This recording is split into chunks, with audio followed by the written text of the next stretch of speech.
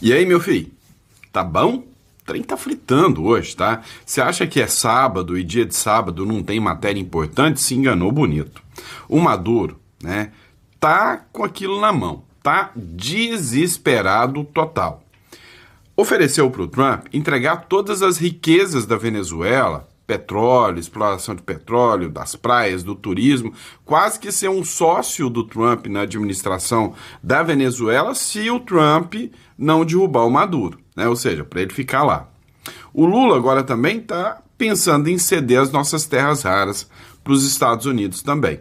Será que é para não cair também? Será que é uma estratégia do Trump? Ele vê essa turma mais autoritária, essa turma que não está muito bem, vem e faz pressão falando que vai cair e depois acaba fechando um acordo só para chantagear os caras? Pois é, tem gente falando isso, mas eu acho que o negócio vai um pouco além, porque os Estados Unidos negou, né, esse acordo aí com o Maduro. A gente vai falar sobre tudo isso, vamos falar de política interna aqui, vamos falar do Caiado, vamos falar do Ciro Nogueira, vamos falar daqui do que está rolando dentro do Brasil, né, e dentro da América Latina aqui e Europa também, beleza? Então vamos lá, não esquece de se inscrever no canal, sejam muito bem-vindos ao nosso aplicativo aqui, tá, do Editorial Central, e é sempre um prazer e uma honra estar aqui com vocês. Fechou? Bora começar? Bora entender o que está rolando? Vamos começar falando de Ucrânia, né? Ah, você já se inscreveu no canal, né? Já curtiu e compartilhou, né? Conferiu se está inscrito. Porque aqui a gente separa as matérias com qualidade, com relevância para vocês. É no meio da viagem, não importa onde estamos. O importante é trazer um conteúdo sempre com a mais alta relevância para você, tá bom? Vamos lá. Após paz em Gaza, Trump tenta repetir o feito na guerra da Ucrânia. Pois é.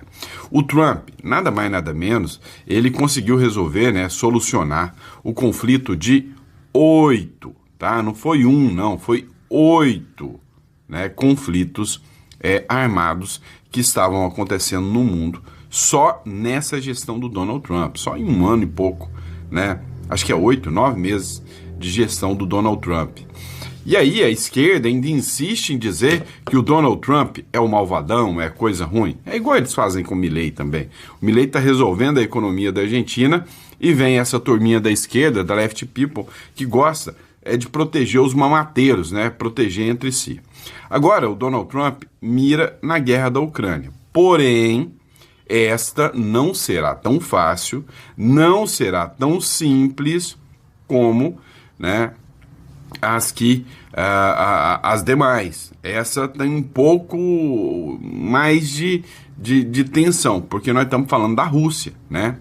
Após mediar o cessar-fogo entre Israel e o Hamas, o presidente dos Estados Unidos, Donald Trump, tenta repetir o feito com a guerra da Ucrânia. E sim, né? A guerra da Ucrânia, talvez uma das guerras do nosso século, né, com maior impacto, com toda certeza, né, o maior impacto do nosso século, porque é uma invasão, né, a um território europeu, uma guerra que está durando muito tempo. Todo mundo imaginou que a Ucrânia seria devastada, né, em poucos meses, né, dias, e a Ucrânia vem se mantendo, e a Rússia acusa que é uma proxy war, que a Rússia não está guerreando contra a Ucrânia, está guerreando contra a OTAN inteira, né? Então vem essa guerra aí. O republicano aposta na sua imagem de presidente da paz. Caramba, né? O Trump tá de olho no Prêmio Nobel da Paz, né? Ficou meio chateado porque ele achou que ele ia receber o Prêmio Nobel da Paz agora, mas foi a Maria Corina Machado. Mas fica tranquilo, tá? Porque essa nomeação do Prêmio Nobel da Paz para Maria Corina tem um significado muito maior do que se o Trump recebesse. Porque se o Trump recebe o Prêmio Nobel da Paz, ia falar que teve influência do Trump, ia falar que é por causa da força, né, do Donald Trump como presidente da maior potência, que ele poderia ter subornado alguém. E esse prêmio ter ido para Maria Corina Machado teve uma importância muito grande. Vocês vão entender o porquê. Entretanto, ao contrário, o Donald Trump, que é nada mais, né, nada menos do que ser o grande articulador diplomático do século, né, o cara que vai acabar com as guerras nesse século. Entretanto, ao contrário do que ocorreu no Oriente Médio, o desafio europeu se mostra complexo e delicado, sim, esbarrando em um Vladimir Putin inflexível, o cara não quer negociar, e um Volodymyr Zelensky sob pressão e uma crise na relação Estados Unidos-Rússia, né? Ou seja, não vai ser tão simples. Mas eu acho que o Trump vai acabar conseguindo solucionar isso aqui. A Ucrânia vai ter que ceder em partes, né? Isso é fato, né? Não dá para pensar que nessa briga aqui o Trump ele não vai ter que pressionar um pouco a Ucrânia para ceder. Para acabar a guerra logo, a Ucrânia cedendo. Agora, pode ser que o plano do Trump seja um pouco maior, ou seja, minar e enfraquecer mesmo a Rússia. Se for esse o plano do Trump, aí essa guerra ainda vai durar um pouco de tempo a mais, pelo menos um ano e meio a mais. Mas se os Estados Unidos entrar, pode ter uma escalada global? Pode. Eu não acredito, tá? Na última semana, o governo norte-americano sinalizou a possibilidade de enviar mísseis Tomahawk à Ucrânia, tá? Olha só, mísseis dos Estados Unidos, o que seria a entrada, né, dos Estados Unidos oficialmente nessa guerra. E aí, o Kremlin, né, falou que isso ia ser uma espiral séria, né, uma escalada no conflito, né? O porta-voz Dmitry Peskov alertou que o armamento poderia agravar o risco de confronto direto entre as potências e lembrou que os Tomahawk podem ser equipados com ogivas nucleares, né? Então lembrou que pode se tornar uma escalada global nuclear se isso acontecer, tá? Mas nós ainda vamos falar sobre essa questão do Prêmio Nobel ainda, né, nesse editorial e o significado disso. Agora vamos lá. O Gonê pode cair, pessoal, pode sair da Procuradoria-Geral da República. A oposição vem fazendo um trabalho para barrar o Gonê à recondução. O cargo de Procurador-Geral da República, ele é de 2 anos, reconduzido por mais 2 anos. Tá? E aí, para ele ser reconduzido, ele precisa passar pelo Senado. E aí, a oposição do Senado está tentando barrar para que ele não seja, né, reconduzido, ou seja, para que o Gonê caia. E vão armar, né, um verdadeiro, sabe, uma pressão, a oposição vai cair de pau em cima do Paulo Gonê. O Procurador-Geral da República, Paulo Gonê, terá que passar por uma nova sabatina no Senado para poder continuar no cargo. O processo foi marcado para o dia 12 de novembro, na Comissão de Constituição e Justiça, e pode se transformar num embate político de alto risco para o procurador. Considerado um aliado do presidente Luiz Inácio Lula da Silva, que é um absurdo, né? A oposição articula um voto maciço contra o Paulo Gonê, prometendo usar a sessão como um palco de desgaste para o Planalto. Não vai adiantar nada, né? Hoje o Senado é amplamente dominado pelo governo Lula, pela gestão PT/STF/PGR, que são todos, né, unha e carne, 100% alinhados, né? Então hoje o grande alinhamento, né, ideológico da esquerda latino-americana, da esquerda brasileira, é STF, presidência, Senado e PGR. Hoje, quem tem divergência ainda é a Câmara dos Deputados. Não sei por quanto tempo também, né? Isso que me preocupa e preocupa muito. Vamos lá. Ciro Nogueira visitou o Bolsonaro e disse que direita vencerá em 2026. Sabe de uma coisa? Eu estou um pouco pessimista em relação à direita.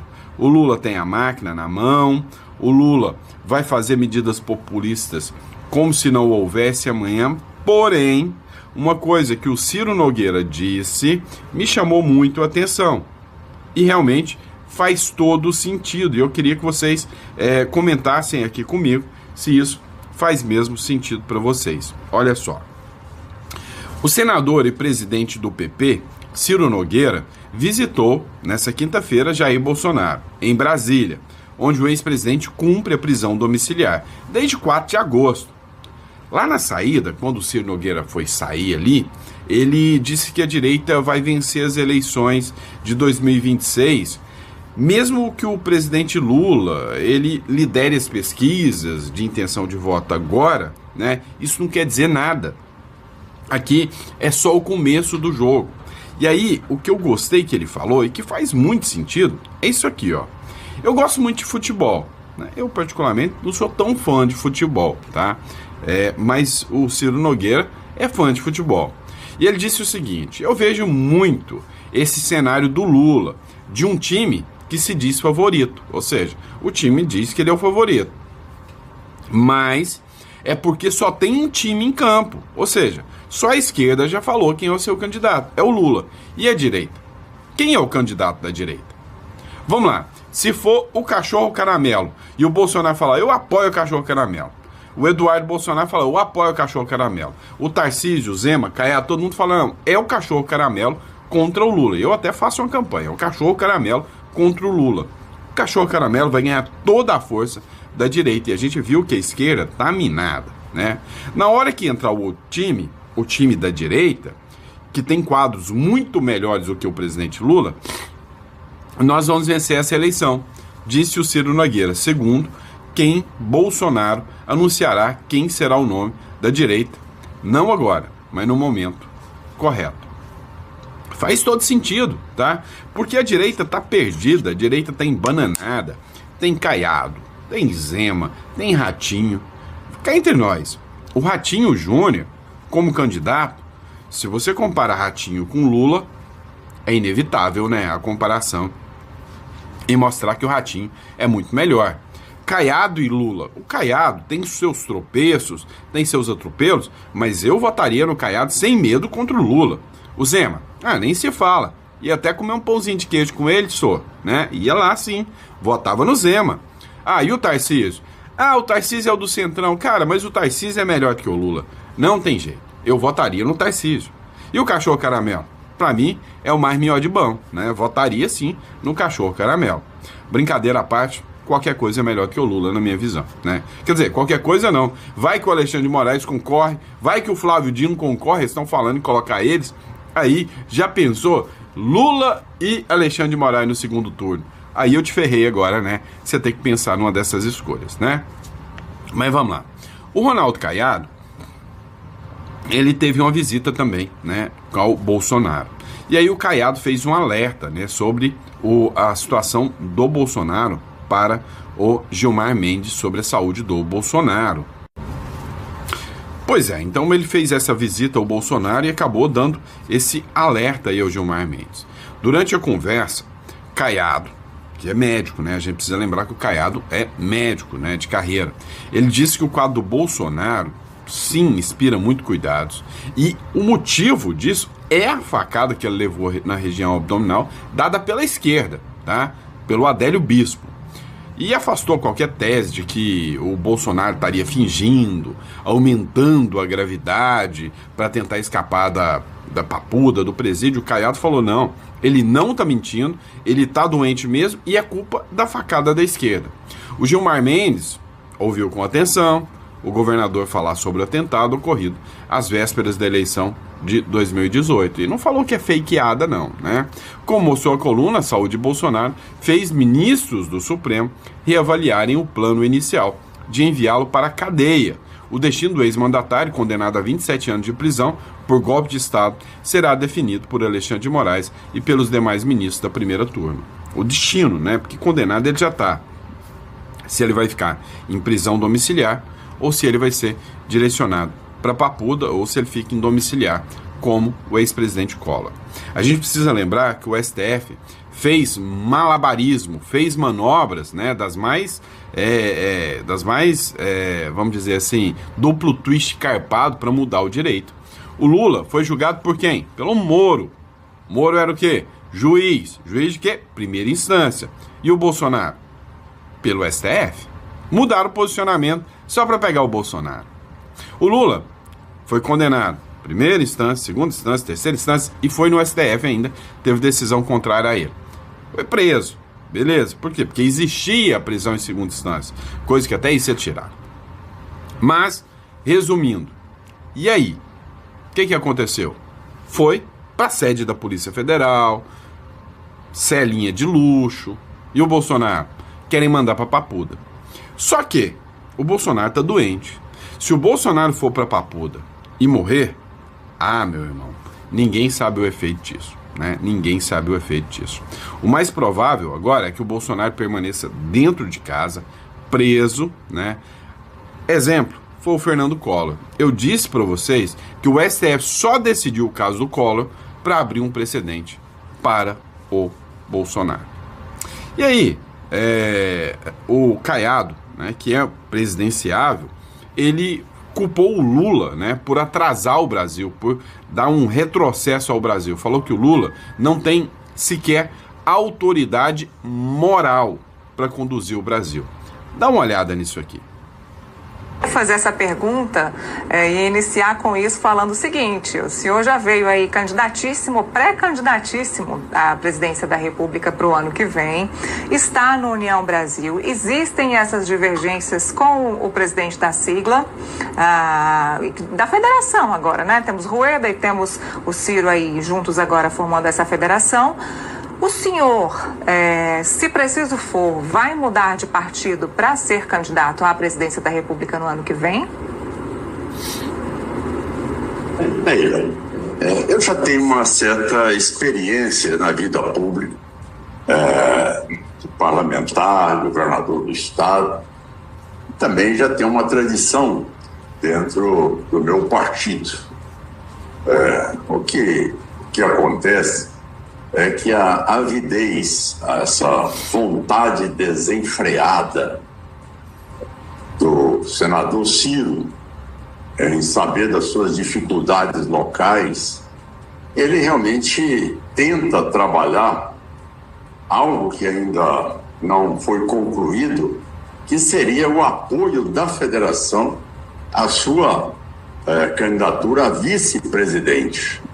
Então, ele está partindo de uma errada na política, ou seja, ele prioriza a vice e a partir daí ele quer que a possível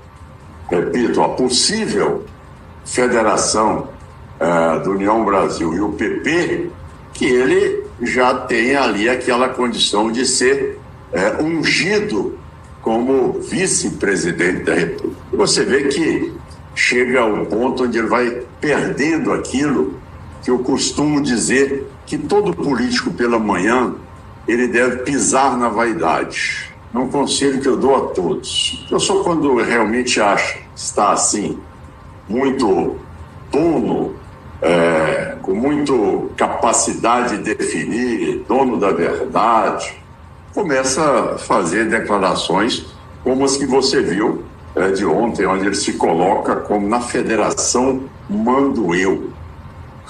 Quer dizer, realmente você vê que ele está extrapolando todas as regras da boa convivência e, além do mais...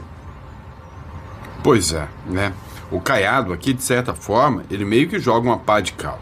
Lembrando a vocês que rolou uma treta pública, discussão pública entre o Caiado e o Ciro Nogueira. O Ciro Nogueira quer ser vice do Tarcísio, que é oponente do Caiado, que é do União Brasil. O Ciro Nogueira está fechando agora, né, uma união entre o União Brasil, né, uma federação entre o União Brasil e o Progressistas. O Ciro é do Progressistas, mas ele quer estar com o Caiado, com o Tarcísio. E o Caiado, né, que é o apoio das duas federações para a presidência. Acho que não vai acontecer nenhum, nem outro, tá? Nenhum, nem outro. Mas vamos lá, pessoal. Vamos falar um pouquinho sobre o que está rolando na nossa economia, né? Muita gente aí preocupado com tudo que está acontecendo e o principal a gente deixa para lá, que é a economia. Dá uma olhada na matéria do Metrópolis. É incrível, né?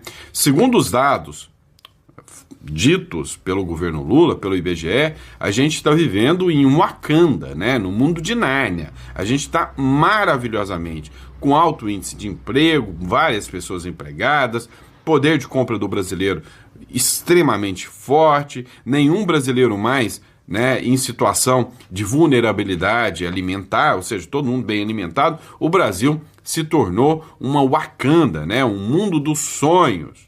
Só que não. Dá uma olhada nessa matéria. Inflação invisível? Brasileiros pagam mais e levam menos, mas não disseram que a inflação está boa? Por que o seu dinheiro não rende? Olha o que disse aqui o Metrópolis. Após recuo no mês de agosto, a inflação do país registrou um aumento de 0,48% no mês de setembro, acumulando uma alta de 5,17%. Tem um produto que aumentou muito mais do que 5,17%. É uma inflação altíssima ao ano, segundo o Índice de Preço do Consumidor IPCA, divulgado pelo Instituto Nacional de Geografia e Estatística. Se por um lado o resultado foi impulsionado pelo preço da energia elétrica, por outro, o preço dos alimentos registrou uma leve queda de 0,26%, mesmo que uma diminuição do preço, os brasileiros continuam a sair dos mercados com a sensação de que estão gastando mais e com as sacolas mais vazias. O que vocês precisam entender? Nós vamos pegar um momento, né, gravíssimo da economia brasileira. 2027 será um rombo, tá?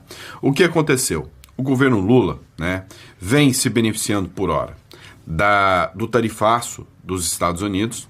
Como assim? Beneficiando, Sandro? Claro. Você não imagina que o produtor que plantou a safra lá atrás, no ano passado, para colher agora, ou que começou a engorda do boi lá atrás, no ano passado, para vender agora, não ficou assustado com o tarifaço de 50%? Ou seja, se eu produzir lá atrás e agora é minha hora de vender e eu tenho que pagar, vai sair 50% mais caro vender para os Estados Unidos, eu vou vender aqui dentro.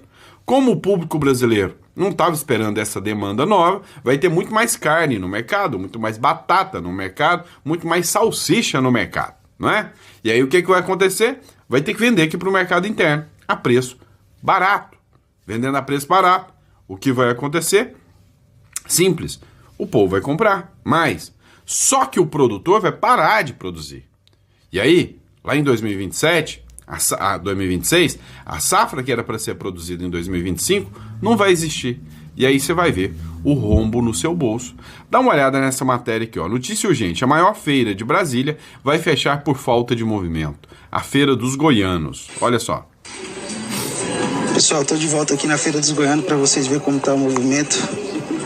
Parado. Ninguém vende nada. Quando entra um vendedor, quando passa um cliente, eles faltam rasgar no meio para ver se o cara compra alguma coisa, porque realmente está ruim, o negócio está ruim.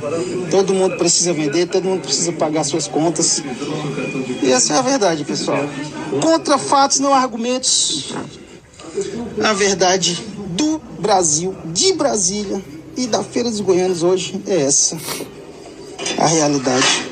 Um polo de compras de confiança.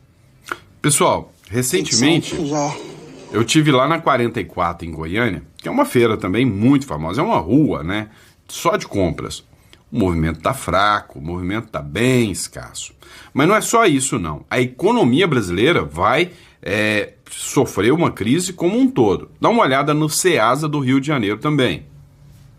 Bom dia, meu povo, bom dia, minha povo, passando aqui para mostrar como é que tá.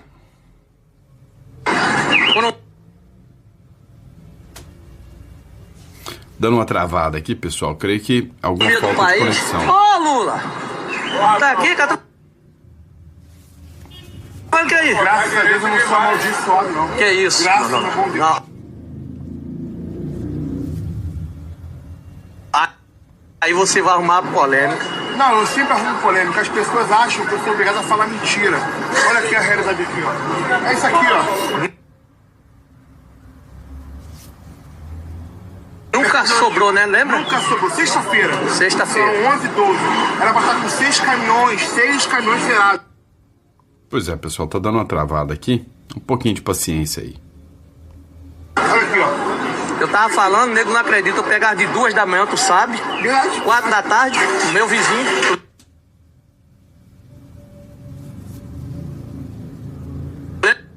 Lembra? Tudo zerado. Olha o outro. Não sobra nada. Aqui, ó. Olha o caminhão, tem outro caminhão ali. Olha lá, olha o outro tá amarrado lá ainda. E mercadoria. Pois é, pessoal. Então, a reclamação, né, é visível por todos aí, né, os produtores, os feirantes. Agora, teve esse trecho aqui que me chamou a atenção. Robson Silva foi fazer uma entrevista e o negócio acabou, né, saindo um pouquinho do contexto aí que talvez ele esperava. Dá uma olhada. Olha, hoje é dia 9, tá bom, do 10 de 2025, vem pro Camelódromo, vem ajudar aqui, todo mundo aqui, né não? Zigue-zigue, meu irmão, zigue-zigue, olha, o bagulho tá doido, meu irmão, o poste, tá mijando no cachorro, meu irmão, olha, esse presidente nojento aí, ó, tá acabando com o Brasil, acabando, olha, mostra aí como é que tá aí a situação, olha aí, ó. Tô aqui, olha, né?